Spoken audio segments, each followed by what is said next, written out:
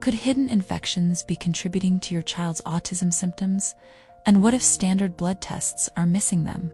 Many parents are told the antibody test is negative. There's no infection. What if your child's chronic infection never showed up on a blood test? It happens more often than you think.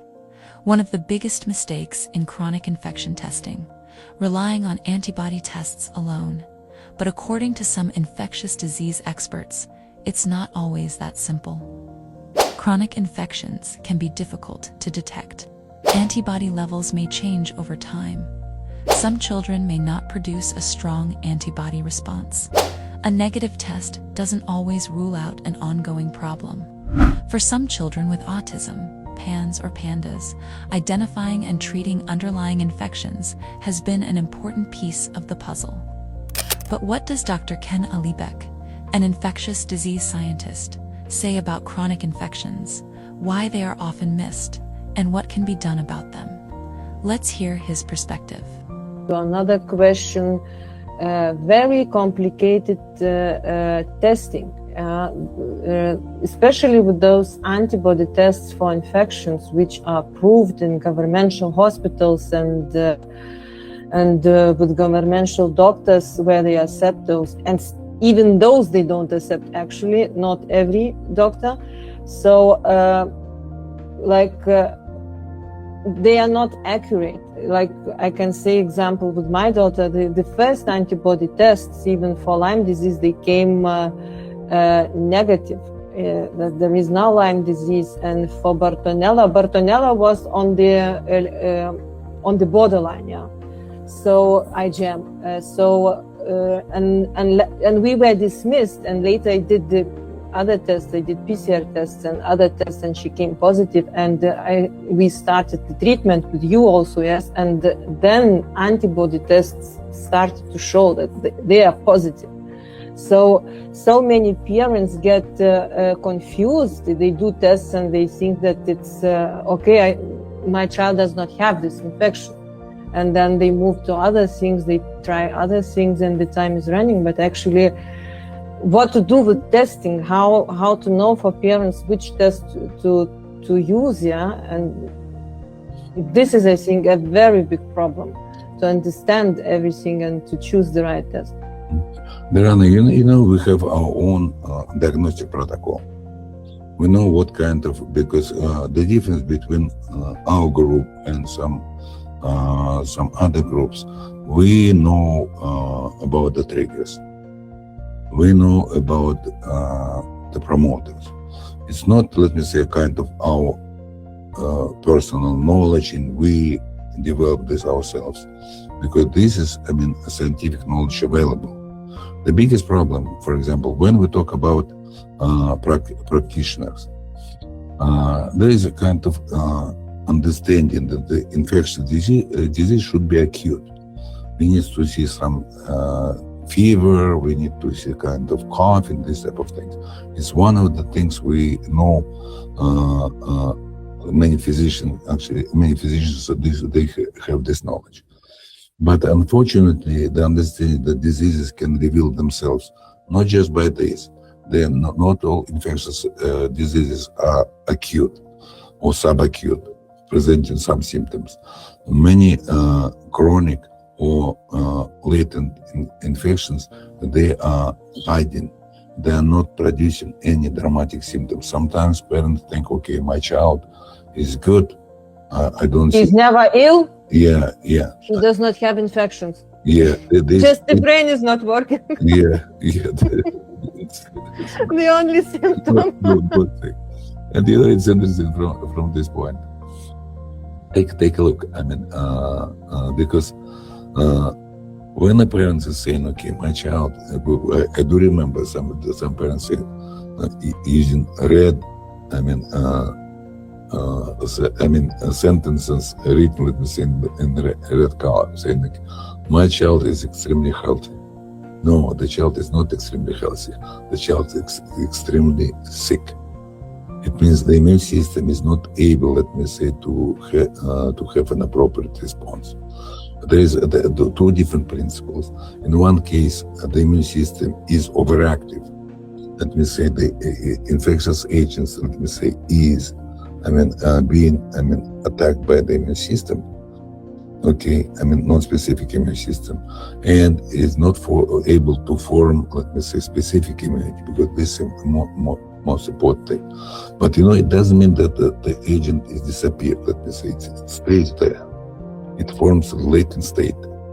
In some other situation, the infectious agents is getting through non-specific immunity, and non-specific immunity is not able to attack it, let me say, and the infectious agents getting into the cells and stays within the cells, getting active or latent over time. I see how, for example, without treatment, how these antibodies are increasing.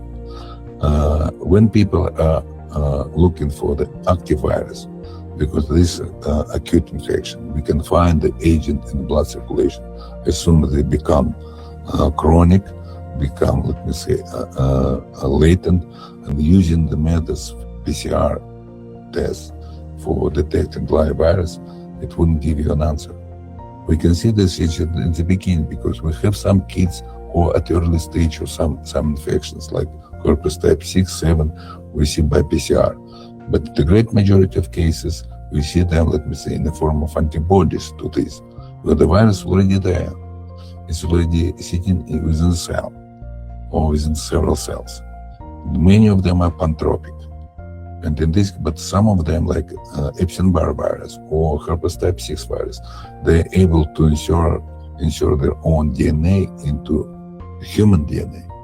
It means you can imagine now, let me say, this human DNA is formed, let me say, containing own genes, let me say, and the genes from the virus. In this case, it doesn't mean it's silent. It means time to time, due to some stressors, it can come out, let me say, DNA, not completely. Some transcription is taking place, let me say, and produces some virus. The titer is increasing. The immune system is trying to suppress, let me say, and is getting inside. This is the case. In this case, the treatment of this state would be absolutely essential. As soon as we start the treatment, understanding what happens, okay, we see the changes. That's why I will always say autism is not a behavioral disease, it's a systems biology disease. Okay. But what would you say to parents where they check those, they do this antibody tests and everything comes negative? So no, because I have never seen a situation when antibodies are negative. Because it's in this case, in some cases we see the presence of viruses. Let us say proportion-wise. We see rubella high titers coming either from inappropriate vaccination, not because vaccination is wrong or vaccine is wrong, because the immune system was responding inappropriately.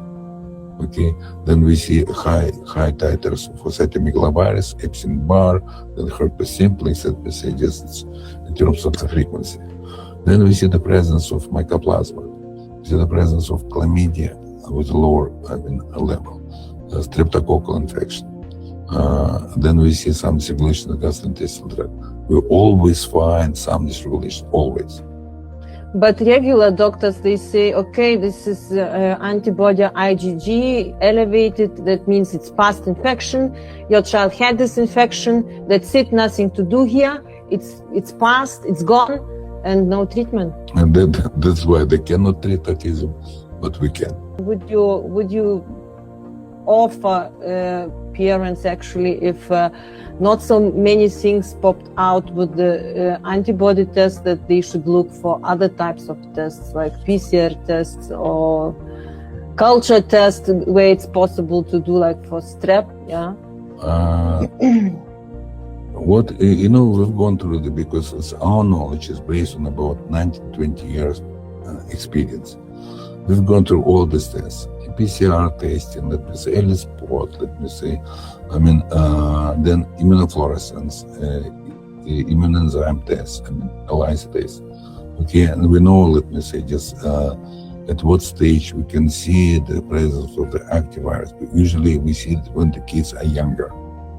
I mean, for example, in 2-year-old kids or some kids who are just started present some signs, 1-year-old, 1.5-year-old, we see the active infection. But older, let me say, the immune system is still trying to do something. It's suppressing the virus, but I mean, it means the virus is not eliminated. The virus is getting to the cells, and let me say, then it's sitting in the cells and getting reactivated time to time, let me say. That's why it's a kind of already self-sustaining process. I mean, the virus is there, it's getting more active, let me say, and I mean, that's why the child is not able, I mean, to get improved. Inflammation there. In this case, the treatment of even just, there is even some publications, I mean, saying, okay, just using anti-inflammatory medication, we can see the improvements. But we're not talking about improvements, we're talking about recovery. If we want to recover a child, we need to use a principle in which we need to find, I mean, and we know the most important thing, like this, antibodies. Antibodies, if they are there, and if they're increasing, because antibodies cannot increase without the presence of antigen, the virus itself. And if we see how it's increasing, it means the immune system is producing antibodies to the virus or bacteria which is there. Okay, in this case, the treatment is supposed to be based, okay, to suppress the virus or eliminate it, and in order, let me say, not to, and we'll be seeing how antibodies are reduced. But you know, for us, let me say, it's kind of more technical, I would say, a scientific thing. For the parents, what is important? Whether the parents are seeing the changes.